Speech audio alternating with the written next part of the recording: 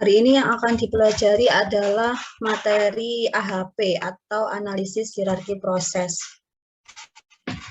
Nah, untuk agendanya, bagaimana penyusunan AHP dan contoh analisis AHP. Nah, ini AHP ini nanti yang dijadikan sebagai tugas akhir untuk teman-teman satu kelas ya.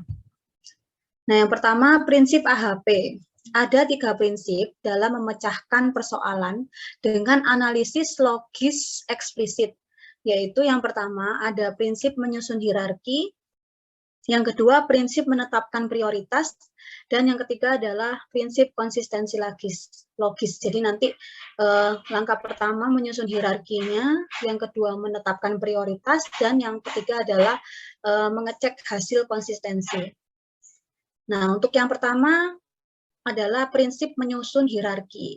Nah, ini menurut Sati 1994, tingkat paling atas itu adalah tujuan. Nah, ini ya, tingkat 1 untuk diagram atau hierarki. Diagram hierarki ini adalah tujuan yang paling tinggi. Yang kedua adalah tingkatan kriteria. Nah, tingkatan kriteria ini ada A, B, C, D. Nah, misalkan nanti kriteria tujuannya adalah ingin lulus tepat waktu. Kemudian kriterianya adalah belajar 20 jam per minggu misal. Kemudian mempertahankan IPK setiap semester. Memilih memilih mata kuliah yang misalkan yang strategis. Kemudian yang keempat misalkan adalah kriterianya? Mengikuti beberapa kegiatan kemahasiswaan. Nah, itu yang disebut sebagai kriteria. Nah, tujuannya tadi adalah lulus tepat waktu dengan nilai yang. Kemudian yang paling bawah ini, tingkat ketiga itu adalah alternatif. Jadi alternatifnya itu ada misalkan belajar setiap hari, kemudian apalagi ya, membaca buku atau membaca jurnal setiap 1 minggu sekali dan seterusnya. Jadi ada beberapa kriteria, ada tujuan, kemudian tingkat kedua itu adalah kriteria, dan tingkat ketiga adalah alternatif. Nah, langkah-langkah menyusun hierarki itu adalah merancang hierarkinya dulu, kemudian kita buat kuesionernya, kemudian kita akan lakukan survei, dan melakukan analisis hierarki proses. Nah, yang pertama menyusun atau merancang hierarki.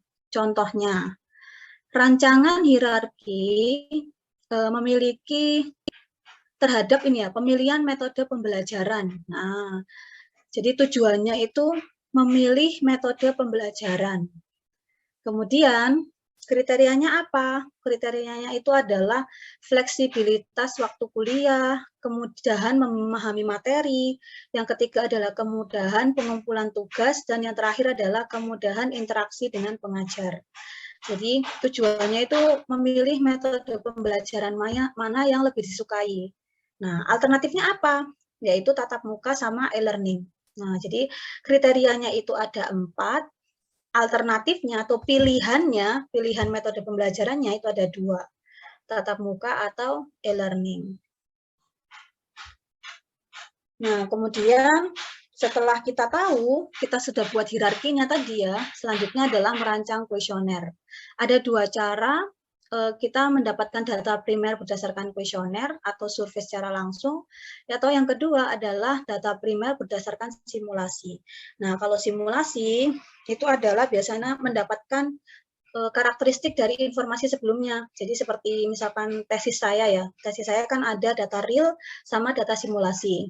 Kalau data real, nah itu saya dapat dari kuesioner atau survei secara langsung. Kalau simulasi, saya mendapatkan informasi sebelumnya. Jadi saya dapat matriks dari korelasi mengenai kanker misalkan, mengenai kanker. Jadi tahu ketika perbandingan itu adalah 1:50 misalkan ya, 1 untuk yang menderita kanker dan 50 yang tidak menderita kanker. Nah, saya punya matriks korelasinya dari penelitian sebelumnya. Nah, baru boleh kita melakukan data simulasi atau membangkitkan data simulasi. Jadi ada dua cara, berdasarkan kuesioner atau survei langsung dan berdasarkan simulasi dengan informasi penelitian sebelumnya.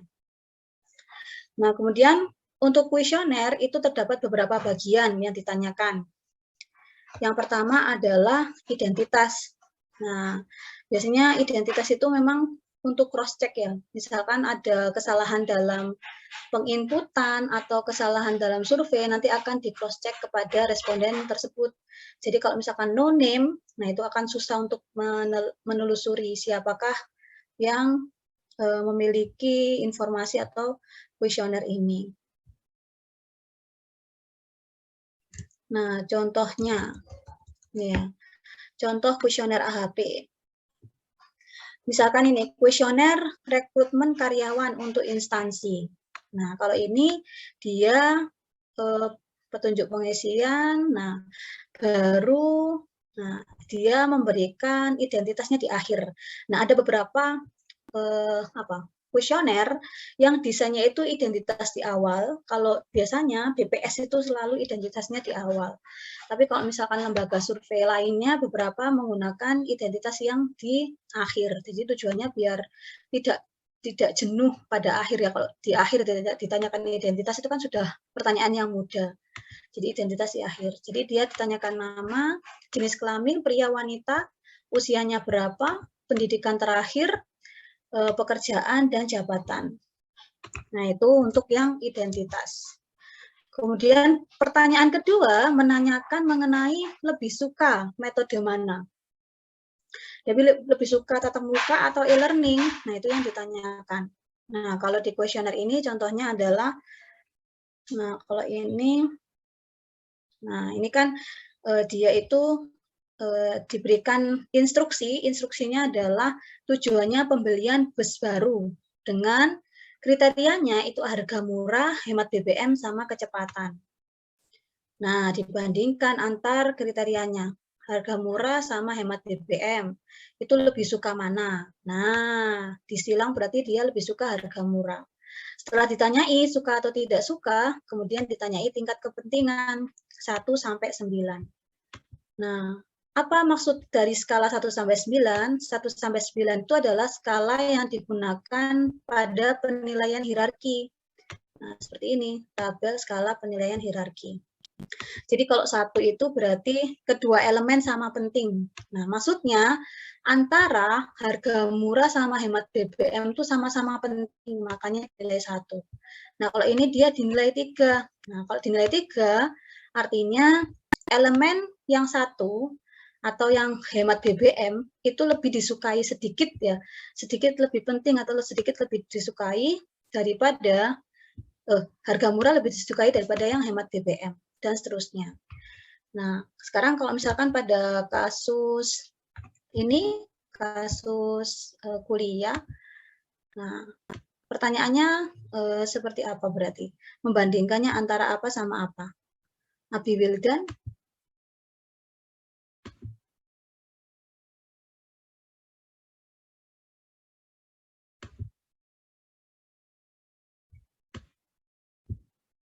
Abi Wildan? Tidak ada. Ya, kalau tadi kasus BBM kan kriterianya dibandingkan ya Abi Wildan ya. Harga murah versus hemat BBM, lebih suka mana? Lebih suka harga murah. Setelah tahu suka tidak sukanya, baru ditanyakan tingkat kepentingannya sesuai skala hierarki. Nah, sekarang kalau kasusnya itu metode pembelajaran, berarti pertanyaannya kayak gimana, Abi Wildan?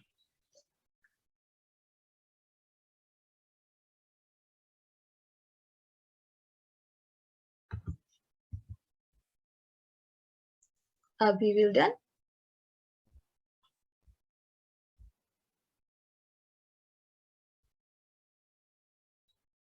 Abi Wildan? Tahu tidak tahu? Tahu, Ibu. Oke. Berarti Najla Amala. Apa Najla? Iya Bu, berarti kalau pertanyaannya buat yang mahasiswa itu lebih memilih yang e-learning atau yang perkuliahan tatap muka gitu ya Bu?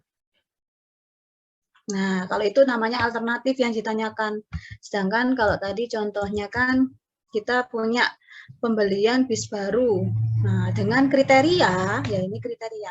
Ini kan tujuan ya, tujuan pembelian bis baru. Kriterianya itu harga murah, harga hemat BBM sama kecepatan. Nah, yang sekarang yang ditanyakan adalah terhadap kriterianya. Nah, kamu lebih suka harga murah atau hemat BBM? Suka yang harga murah.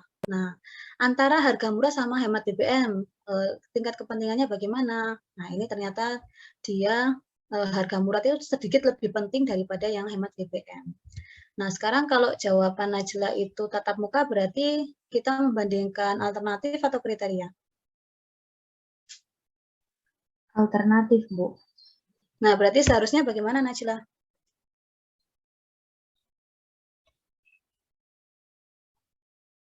Najla?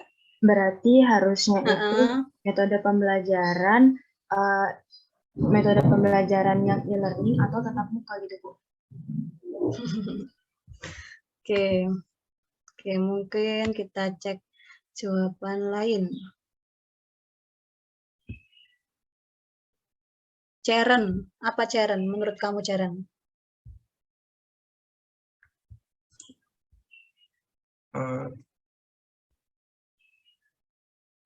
Saya juga belum ngerti, Bu. Oke. Anwar, apa Anwar menurut kamu Anwar? Ini tadi apa Bu? Saya baru join lagi soalnya mati lampu. Oke, jadi saya ulangi lagi ya. Jadi kita masih masuk dalam merancang hierarki ya. Merancang hierarki yang paling atas itu tujuan.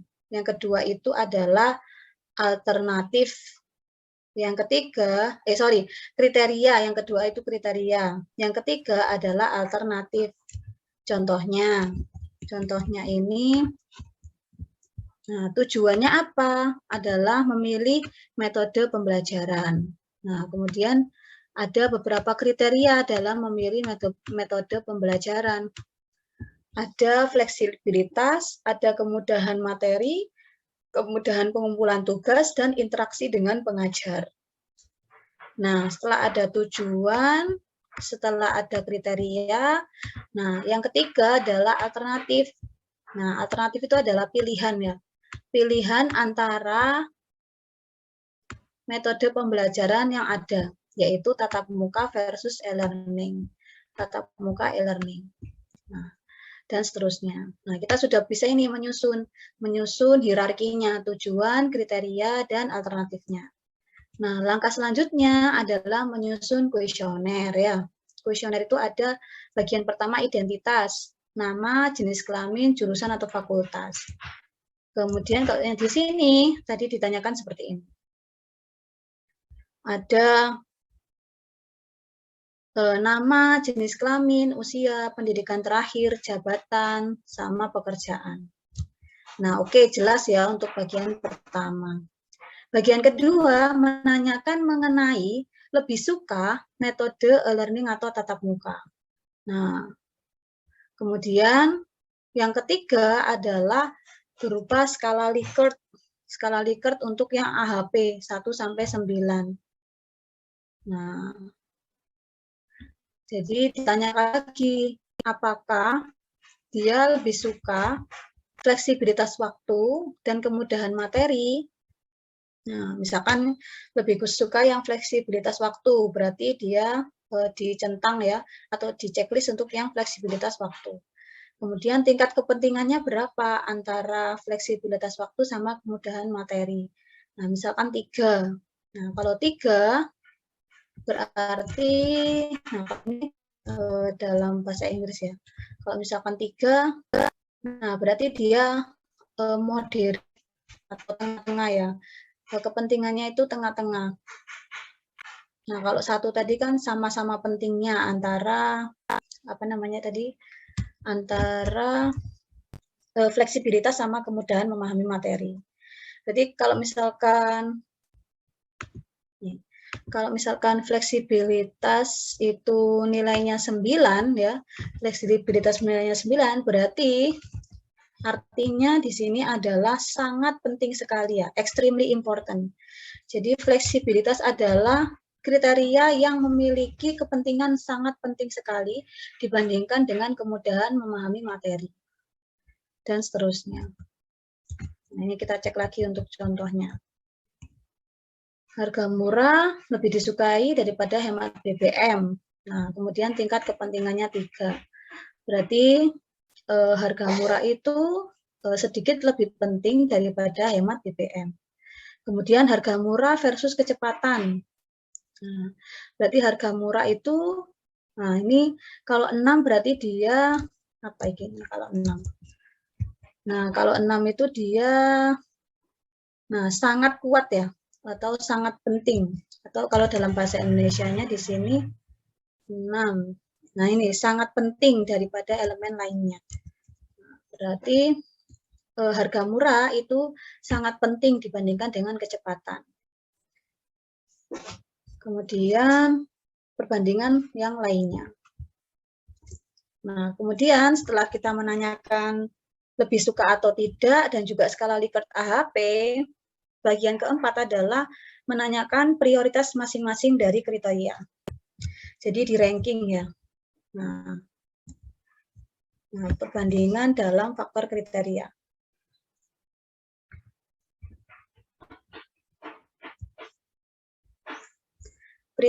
Prioritas kriteria mulai dari yang terbesar sampai terkecil. Jadi lebih diutamakan apa dulu, pendidikan dulu, pengalaman, keahlian, atau penampilan. Atau kalau misalkan pada kasus ini, lebih diutamakan mana? Yang paling mungkin kalau misalkan saya diminta meranking, yang pertama adalah kemudahan memahami materi gitu ya. Yang kedua adalah kemudahan interaksi dengan pengajar. Yang ketiga adalah fleksibilitas waktu kuliah. Dan yang keempat adalah kemudahan pengumpulan tugas. Nah, itu saya ranking berdasarkan secara subjektif atau dari saya sendiri. Nah, nanti kan dikumpulkan dengan responden lainnya. Jadi nanti datanya ada banyak. Kemudian setelah menanyakan prioritas adalah yang terakhir itu adalah saran. Jadi diminta mengenai saran jika perlu. Nah, ini juga ada beberapa. Nah, ini kok ini nggak ada saran ini. Menurut Anda, berdasarkan kriteria tersebut, calon karyawannya adalah, nah ini berarti saran yang secara spesifik ke alternatifnya. Jadi saran bisa jadi untuk yang kasus pemilihan metode pembelajaran, apakah e-learning atau tatap muka, berarti nanti ditanyakan, menurut Anda, berdasarkan kriteria yang sudah disampaikan di atas, Anda lebih suka yang mana, tatap muka atau e-learning? Nah, itu juga menjadi sebuah saran. Nah, kemudian langkah selanjutnya setelah menyusun kuesioner, kan sudah jadi ya kuesionernya. Selanjutnya kita akan merumuskan sampling dan melaksanakan survei. Jadi jumlah sampel penelitian berdasarkan teori sampling atau berdasarkan informasi jumlah sampel yang mungkin dari suatu permasalahan yang dihadapi. Jadi kalau misalkan sampelnya terbatas ya, berarti kita bisa mengambil keseluruhan dari keseluruhan populasi itu. Jadi misalkan populasinya hanya 50 orang. Nah, mungkin sangat mungkin kok misalkan kita ngambil semuanya. Nah, atau kita juga bisa menggunakan teori sampling. Jadi ini kan semester berapa ya? P6 ya, berarti ini semester 6 sudah pernah ngambil teknik sampling, karena ada macam-macam teknik sampling, mulai dari random sampling sampai yang multi-stage sampling. Nah, itu boleh digunakan. Contohnya, sampling yang digunakan pada kasus ini adalah cluster random sampling. Jadi di cluster. Jadi ada PGSD 3, kelas A1, kelas A2, B1, B2, nah, dan seterusnya. Nah, ini dinamakan cluster karena ya di dalamnya itu di dalamnya itu mereka heterogen. Nah, antar kelompoknya itu adalah homogen. Nah, makanya dia dikatakan sebagai cluster. Sudah betul ini. Kemudian klasternya adalah kelas, kemudian diambil secara proporsi. Nah, populasinya adalah 237 dari informasinya. Populasi adalah 237. Kemudian kita ambil N dengan yang sederhana, Slovin misal. Nah, ini adalah minimal 71 yang diambil sebagai sampel.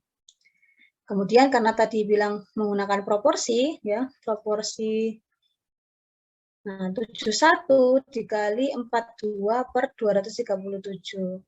Nah, berarti untuk yang kelas A1 ngambil sampelnya 13. Kelas A2 ngambil sampelnya 11. Kelas B1 mengambil sampelnya adalah 8 sampai dengan kelas kalkulus A1 mengambil sampelnya adalah 7. Jadi dia proporsional per klaster. Nah, setelah dapat jumlah klaster, jumlah sampel, selanjutnya kita melaksanakan survei. Nah, kemudian ada uji validitas. Nah, uji validitas ini adalah digunakan ketika pertanyaan yang diajukan tuh banyak. Misalkan tadi pertanyaan mengenai fleksibilitas waktu kuliah gitu ya. Nah, itu ada beberapa indikator. Misalkan indikatornya adalah saya lebih menyukai waktu kuliah pagi. Kemudian yang kedua, saya lebih menyukai waktu kuliah sesuai dengan jam pembelajaran atau sesuai dengan jadwal, tidak pindah-pindah, boleh. Ketiga, saya lebih menyukai waktu kuliah di hari Sabtu Minggu, misal, dan seterusnya. Nah, kalau misalkan ada kriteria yang dirinci terhadap fleksibilitas, ya, maka harus dilakukan uji validitas dan reliabilitas. Nah, sebelumnya sudah pernah dengar uji validitas itu di mata kuliah apa? Data, Salsabila.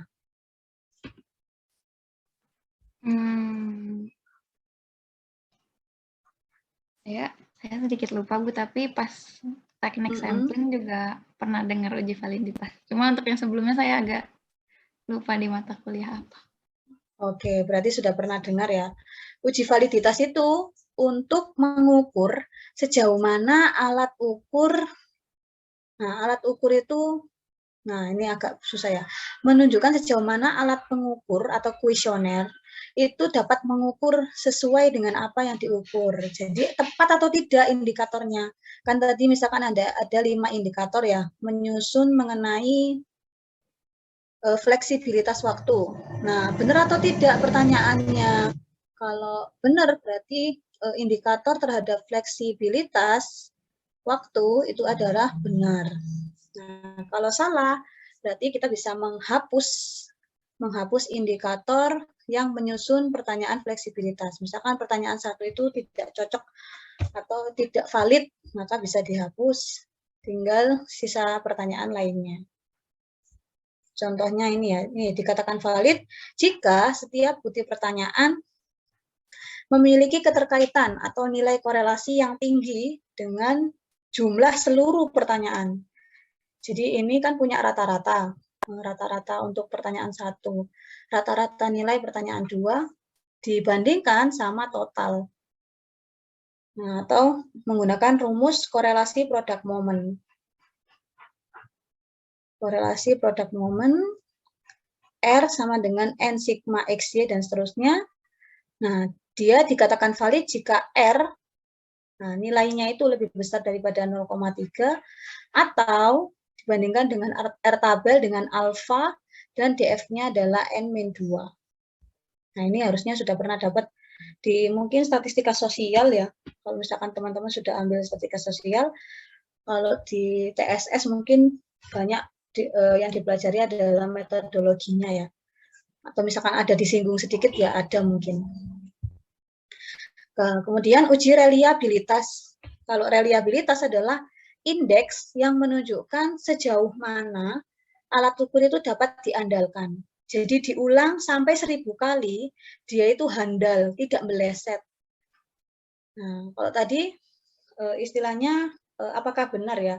Kalau yang valid itu seperti ini contohnya.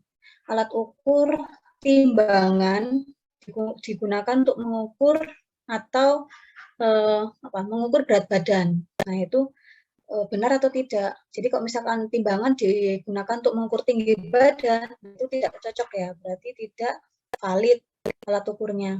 Atau timbangan digunakan untuk mengukur panjang jalan raya, nah itu juga tidak valid. Nah, kalau yang reliable itu adalah pengulangan beberapa kali itu memberikan hasil yang konsisten. Contohnya, nah alat ukur timbangan. Timbangan saya buat mengukur untuk berat badan saya 60 kilo. Nah, percobaan kedua 60,5. Percobaan ketiga 60,7. Nah, itu masih sekitar situ, berarti dia adalah menunjukkan hasil yang konsisten. Nah, kalau misalkan pengukurannya diukur terhadap orang yang sama kan menjadi apa ya? Mubazir ya, atau sia-sia. Nah, cara pendekatan yang lain adalah contohnya saya mengukur untuk berat badan saya betul 60 kilo. Kemudian mengukur untuk anak pertama saya adalah 20 kilo. Nah, betul. Anak kedua saya adalah 12 kilo. Nah, kalau ini menunjukkan hasil yang konsisten terhadap benda atau objek yang diukur, nah dia dikatakan reliable. Nah, karena dia adalah indeks ya, maka dia disimbolkan dengan alfa Cronbach. Nah, ini alfa Cronbach nanti bisa dihitung manual atau teman-teman bisa pakai SPSS atau Minitab ya untuk mendapatkan uji validitas reliabilitas. Kemudian langkah kedua setelah kita membuat diagram hierarkinya, kita menetapkan prioritas. Nah, menetapkan prioritas itu apa? Jadi ada tahapannya. Yang pertama, kita hitung frekuensi skor jawaban. Nah, contohnya ini. Tadi kriterianya kan ada 4 ya. Fleksibilitas waktu, kemudahan memahami materi, kemudahan pengumpulan tugas, sama interaksi dengan pengajar. Nah, ini berarti dia kan punya skala ya, 1 sampai 9 tadi. Nah, banyaknya orang yang memberikan skor 1. Nah, ini ada 28. Banyaknya orang yang memberikan skor 2, 32. Banyaknya orang yang memberi skor 3 adalah 8, dan seterusnya. Nah, kok cepat, Bu? Berarti dari respondennya hanya memberikan nilai 1 sampai 4. Kalau ada yang 9 bagaimana? Nah, itu juga bisa. Jadi 1, 2, 3, 4 sampai dengan 9. Nah, sudah ya, berarti kita sudah merekapitulasi perbandingan antara tadi yang dapat fleksibilitas waktu dapat skor berapa. 1 itu ada sebanyak 28 dan seterusnya. Kemudian kita akan menghitung rata-rata geometrik. Nah, caranya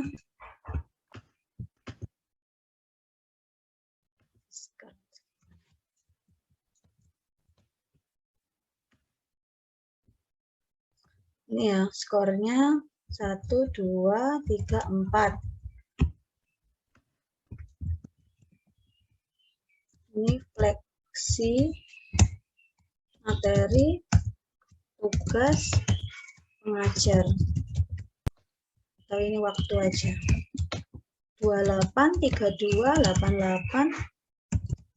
Coba kita sum. Nah, ini berarti respondennya ada sebanyak 76. Tadi kan kalau sampel penelitian di perhitungan sampel dia mendekati 71 ya. Nah, mungkin ada pembulatan atau penambahan sampel sehingga dia menjadi 76. Kemudian 9, 7, 24, 36. Nah, ini juga 76, harus sama. Tugas 35, 25, 7, 9, 4, 12, 37, 23. Nah, semuanya 76. Nah, cara menghitung rata-rata geometrik, ini pakai rumus yang saya tulis di sini. X bar G atau rata-rata geometrik sama dengan akar N, akar pangkat N, dari perkalian XI pangkat FI. Nah, berarti kita harus cari dulu XI XI, X itu adalah skor yang diberikan, 1 ya, dipangkatkan dengan FI, jumlah responden yang memilih skor. Nah, kemudian kita kunci ya untuk yang baris pertama. FN F4.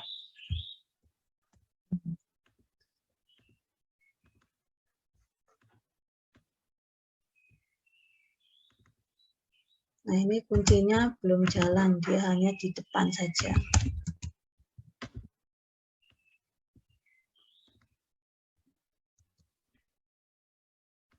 Nah, ini nilainya sangat besar ya akhirnya ya, karena pangkat. Nah, kita sudah punya perkalian perpangkatan ya, dari XI pangkat FI. Jadi XI-nya itu adalah skor dipangkatkan dengan frekuensi atau jumlah respondennya. Nah, setelah itu, nah ini betul ya, dan seterusnya ini betul.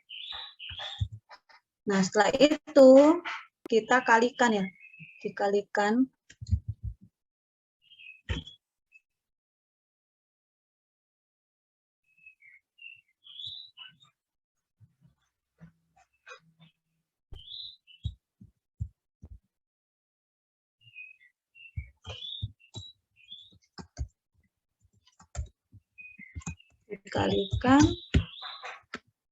nah,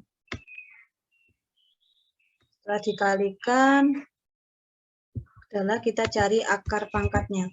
Jadi atau ini dipangkatkan 1, nah, pangkat 1/76. Nah, ini hasilnya ya, 1,739.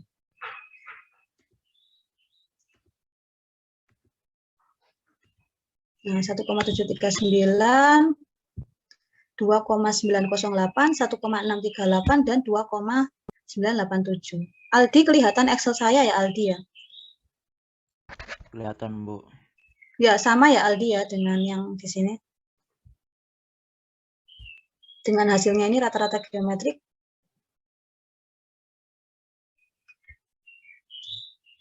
Aldi?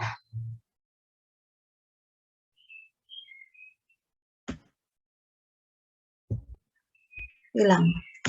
Nah, kemudian interpretasinya berdasarkan tabel dapat diketahui bahwa kemudahan materi, nah kemudahan materi ini tadi loh, mana tadi?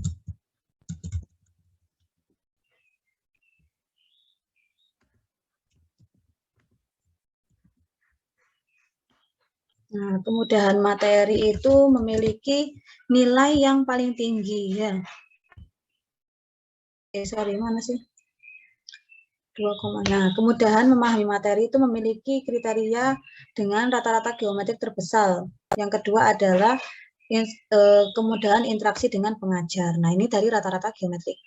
Kemudian langkah kedua adalah hitung, nah ini yang sudah ya, ini skor atau frekuensi. Kemudian langkah kedua adalah rata-rata geometrik. Nah, sekarang per alternatif. Kalau tadi kan ini per kriteria. Nah, sekarang kita coba hitung per alternatif. Nah, dengan cara yang sama ya, seperti yang saya di Excel tadi, dia adalah perpangkatan dari skor pangkat frekuensi, kemudian dikalikan, kemudian kita dapatkan akar pangkat 1/76 atau akar pangkat 76 dari perkalian dari akar pangkat tadi. Nah, sehingga kita dapat, nah ini skornya juga beda ya 1 sampai 5. Karena ini adalah per kriteria. Nah, kita punya rata-rata geometrik. Nah, kalau kita bandingkan kriteria fleksibilitas waktu kuliah dan kemudahan pengumpulan tugas, berarti yang merah ini ya, itu adalah rata-rata geometrik yang lebih besar daripada tatap muka. Sedangkan yang biru, kriteria kemudahan memahami materi dan kemudahan interaksi dengan pengajar memiliki rata-rata geometrik yang besar pada metode e-learning. Ya, yang biru berarti dia, yang tatap muka ya, tatap muka daripada e-learning. Kalau yang merah ini kan dia menuju ke e-learning. Nah, ini e-learning-nya lebih besar pada kriteria fleksibilitas waktu dan kemudahan pengumpulan tugas. Kalau tatap muka, nah dia lebih unggul pada kriteria kemudahan memahami materi dan kemudahan interaksi dengan pengajar. Nah, langkah ketiga ini adalah menghitung selisih terbesar. Nah, kita nyari selisih terbesar. Rumusnya ST sama dengan RG itu rata-rata geometrik ya. Rata-rata geometrik maksimum dikurangi minimum. Nah, berarti dari sini fleksibilitas waktu.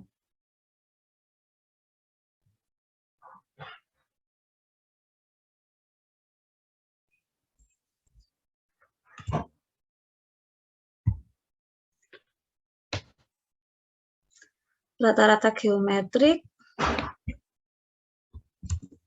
Nah, kalau ini kan berarti antar kriteria ya. Berarti maksimum dari antar kriteria itu adalah 2,9.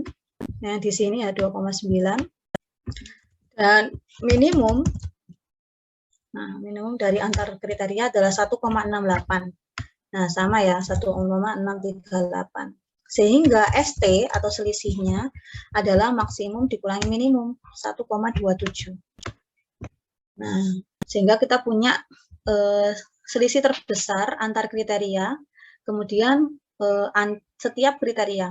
Nah, kalau setiap kriteria berarti cek di sini. Fleksibilitas waktu. Nah, berarti dia 4,3 dikurangi 4,123.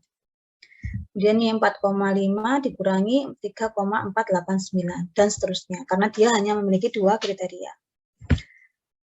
Nah, selisih terbesar antar kriteria adalah 1,27. Selisih terbesar antar alternatif pada kriteria fleksibilitas itu adalah 19. Kemudahan memahami materi adalah 1,013, kemudahan pengumpulan tugas yaitu 0,637, dan interaksi dengan pengajar adalah 1,186. Nah, berarti yang paling tinggi adalah ini, interaksi dengan pengajar. Jadi antara e-learning versus tatap muka itu untuk kriteria kemudahan interaksi itu yang paling tinggi bedanya. Kemudian selanjutnya matriks banding berpasangan. Ini ya. Transformasi skala AHP menggunakan matriks banding berpasangan. Jadi yang awalnya skor kita akan bawa ke AHP. Caranya nih, A, II sama dengan 1. Nah, jika rata-rata geometrik lebih besar daripada rata-rata geometrik J, maka AIJ adalah RGI min RGJ per ST kali 8 plus 1.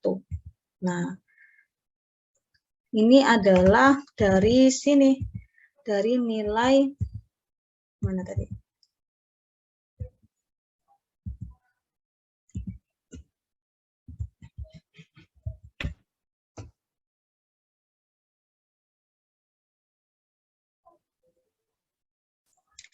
Nilai rata-rata geometrik.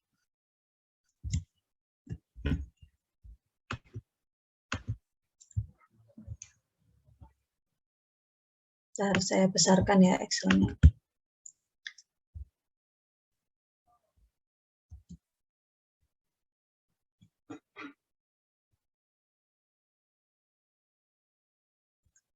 Matriks sebanding berpasangan. Nah, tadi kalau misalkan dia AII berarti A baris pertama kolom pertama nilainya adalah 1. Saya tulis di sini 1. Kemudian jika RGI dibandingkan RGJ, nah maksudnya adalah RGI-nya ini barisnya adalah ini fleksibilitas waktu kuliah versus fleksibilitas versus ini ya, kemudahan materi gini ya. Kemudahan memahami materi. Nah, ini kan harus dicek nilai tadi rata-rata geometriknya. Kalau lebih besar, maka rumusnya adalah ini. Kita cek ya, fleksibilitas waktu versus kemudahan materi. Nah, fleksibilitas waktu itu dia punya,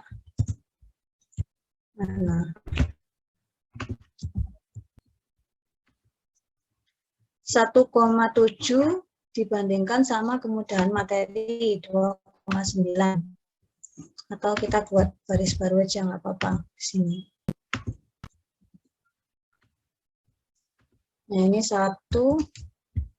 Fleksibilitas waktu.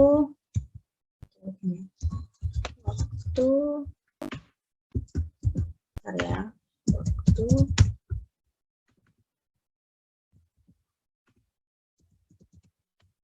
Nah, ini waktu ke waktu berarti dia 1. Kemudian waktu ke materi. Nah, waktu itu 1,7, materi 2,9. Jadi yang dituliskan adalah di sini. Sama dengan RG materi dikurangi rata-rata geometrik waktu dibagi dengan apa tadi? Dibagi ST. ST-nya adalah 1,27 ya. Kemudian dikali 8 plus 1. Nah, 8,36. Nah, 8,36. Nah, ini ya sama ya, 8,361. Atau saya perkecil biar kelihatan.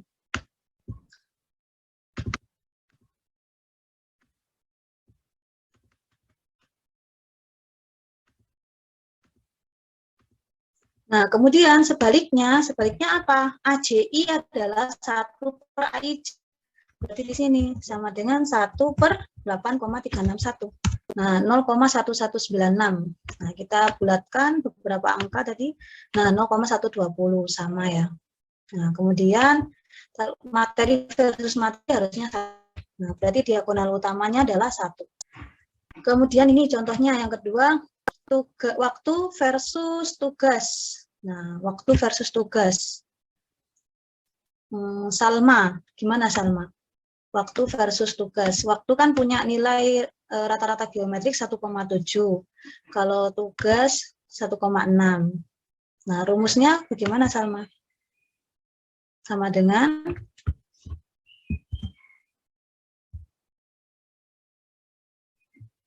Salma.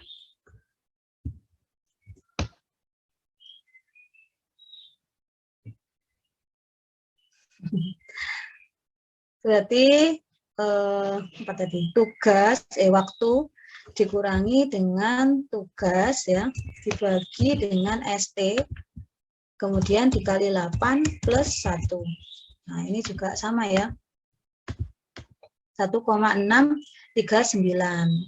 Nah, sama kayak yang di sini, teman-teman. Nah, 1,639. Kemudian cerminannya berarti adalah 1 per 1,639. Nah, 0, mana? Tugas versus waktu ya.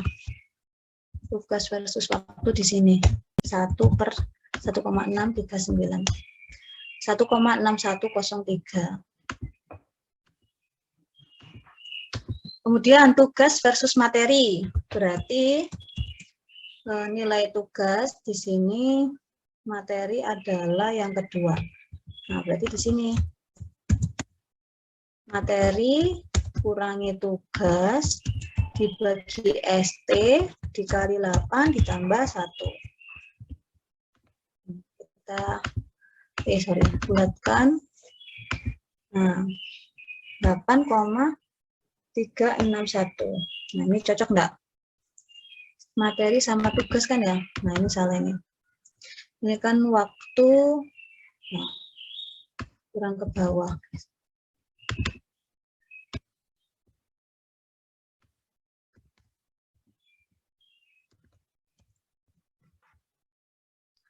Materi kurangi tugas dibagi ST dikali 8 plus 1. Nah, 9.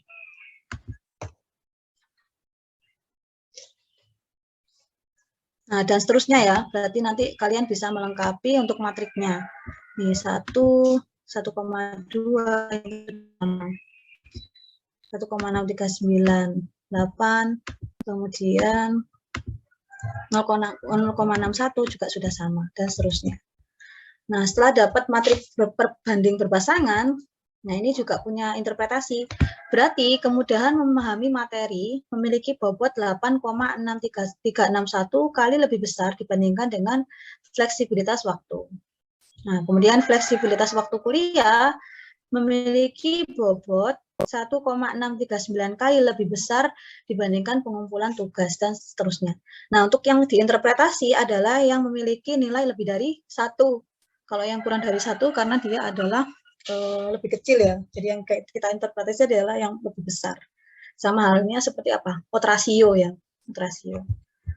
Nah, setelah punya matriks sebanding berpasangan, nah ini untuk per alternatif, ini juga sama caranya ya. Kemudian kita tetapkan prioritas. Menetapkan prioritas untuk langkah ke-6, hitung matriks normalitas dan hitung vektor eigen. Jadi misal kita ambil ya matriksnya yang sudah jadi, matriks yang full.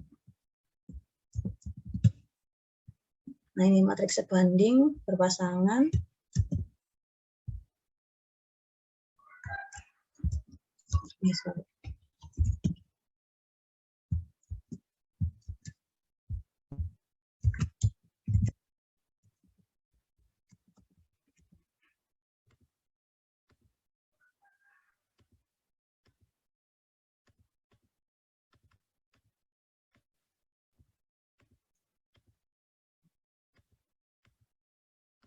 Nah, setelah itu kita akan menghitung normalitas. Nah, cara menghitung normalitas adalah seperti pada langkah 5, yaitu berukuran F kali F. Nah, F ini adalah banyaknya kriteria, berarti 4 kali 4.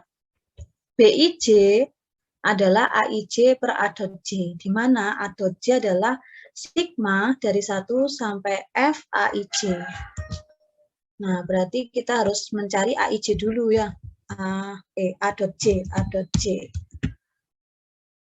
yaitu sigma baris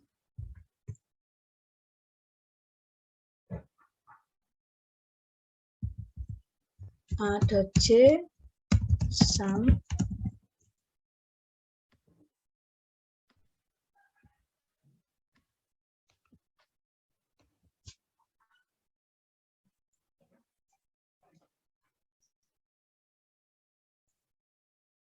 dijumlahkan 1 sampai dengan 4.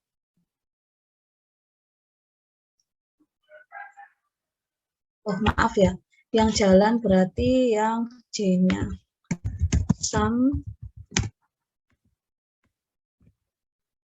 Kemudian mencari BIJ. BIJ sama dengan, ini dibagi dengan A dot J.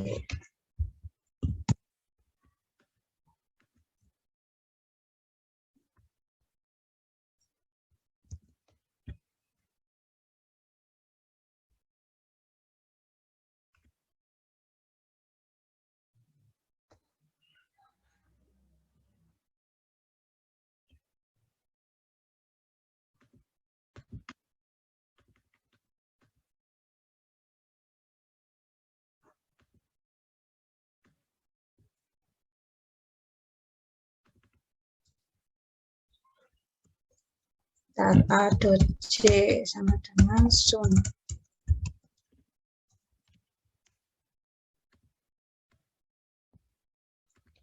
Vektor eigen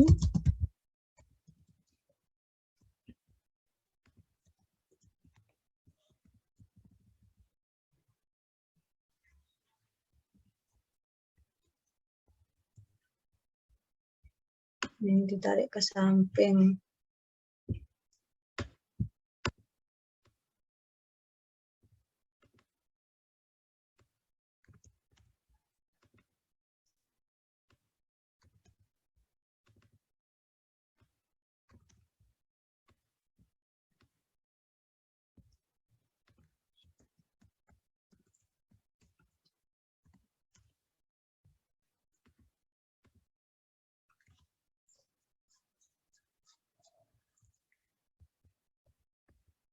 Ini yang dijumlahkan. Matriks sebanding, kita cari A dot J-nya adalah sum dari 1, 8,361, 0,61 sama 0,8,296. Nah, sudah di sum, kemudian cari BIJ. BIJ adalah AIJ per A dot J. Ya, AIJ per, ini AIJ per A dot J. Kemudian sudah dapat BIJ untuk seluruh matriks 4x4. Kemudian di sum ini ya. Nah, sum BIJ. Nah, sum BI. Nah, setelah sum adalah dibagi dengan F. F-nya adalah kriterianya adalah 4 dibagi 4. Nah, sehingga 0,242 dibagi 4. Nah, dan seterusnya. Sehingga kita sudah dapat matriks normalitas dan juga vektor eigen. Nah, ini ya, vektor eigennya 0,6, 0,45, 0,439. Nah, sama dengan ini, 0,6, 0,45, 0,439. Kemudian interpretasinya adalah fleksibilitas waktu kuliah memiliki kontribusi 6% dari seluruh kriteria. Jadi waktu kuliah hanya 6%. Yang paling tinggi adalah kemudahan materi dalam kemudahan memahami materi itu adalah 45,5%. Kemudian pengumpulan tugas hanya 4,5%, kemudahan interaksi dengan pengajar adalah 43,9%. Nah, ini dari seluruh kriteria, baik yang e-learning sama tatap muka. Kemudian sekarang antar kriteria, yaitu antar alternatif tatap muka dan e-learning. Nah, sama ternyata fleksibilitas waktu kuliah pada prioritas e-learning itu adalah 90%, sedangkan tatap muka itu 10%. Nah, itu berlaku untuk interpretasi lainnya. Setelah kita dapat eigenvektor, selanjutnya adalah kita membuat prosentase pada hierarki kita tadi. Jadi dituliskan fleksibilitas waktu 6%. Dari mana, Bu? Ya dari nilai eigen ini. Ya, ini dikalikan dengan 100%. 6%. Kemudahan materi 45,5 sama. Pengumpulan tugas 4,5 dan interaksi dengan pengajar 43,5. Nah, kalau kita jumlahkan, nah dia 1 ya, atau 100%. Nah, kemudian ada untuk yang per alternatif. Nah, tatap muka tadi berapa? Di sini ya, sorry. Tatap muka 10%, e-learning 90%, nah, dan seterusnya. Sehingga kita sudah punya bobot untuk setiap kriteria dan juga setiap alternatif. Nah, sehingga kita bisa menyusun tabel prioritas menyeluruh. Jadi dari 4 kriteria, TM atau tatap muka menyeluruh itu adalah perkalian dari TM dikali bobot, dikali kriterianya. Jadi yang TM untuk fleksibilitas waktu, dikali vektor eigen waktu, ditambah yang untuk materi, dikali eigen materi, dan seterusnya. Sehingga untuk yang TM atau tatap muka punya nilai eigennya adalah 0,815, dan yang e-learning itu adalah 0,185. Nah, ini.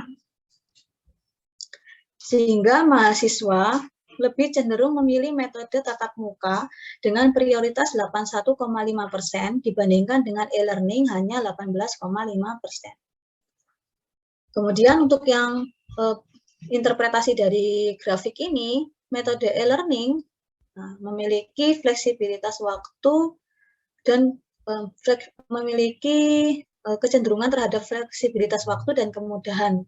Tahu dari mana? Dari persentase ya. E-learning 90% itu adalah fleksibilitas waktu dan kemudahan pengumpulan tugas. Sedangkan untuk yang tatap muka punya kelebihan dari interaksi pengajar, karena ini 90%, dan kemudahan memahami materi. Nah, ini 90%.